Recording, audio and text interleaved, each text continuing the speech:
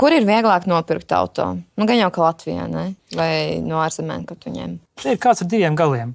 Jo, lai dabūtu Latvijā labu auto, arī jāiegulda ir laiks. Tā mašīna ir jāatrod, jābraukā bez mazā visa Latvija, kamēr tu to mašīnu sameklē labu. Un tas arī nav viegli, jo tu apskaties sludinājumā SSA.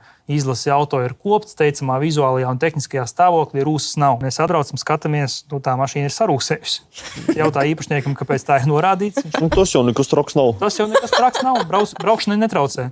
Tādi ir bijuši nenormāli daudz. Laiku apskaties 20 mašīnas, nenopērts neko. Tas pats ir jāārzemēs. Nu jā, tur ir laikam risks varētu būt lielāks. Vismaz Latvijā var arī viņu redzēt dzīvē. Jā, viņi var pataustīt speciāli 5 mašīnas, paskatīties. Jā, pārsvarā, man liekas, daudz riskē, ne? Nu, izčekojot, protams, visu, bet jau tāpat es nezinu. Tāpat, jā, kāda viņi būs tur uz vietas. Nu, ir bijis, jā, pēc bildēm visforši, atskaita visforši, CSDD visforši, aizbrauc mašīna nav forši. Nu, īsi un konkrēti. Tad iztērēji daudz laika, bet tas rezultāts ir 0. Jā, vai ne? Un tas ir traģiskākais. Nu, tāds pa tukšo. Jā. Rakstiet komentāros, kā jums ir bijis ar pirkšanu savu auto Latvijā vai ārzemēs. Nu, visādi stāsti bija dzirdēti, tāpēc ierakstiet arī komentāros tos. Jā, droši. Mēs noteikti izlasīsim un pasmēsimies visi kopā.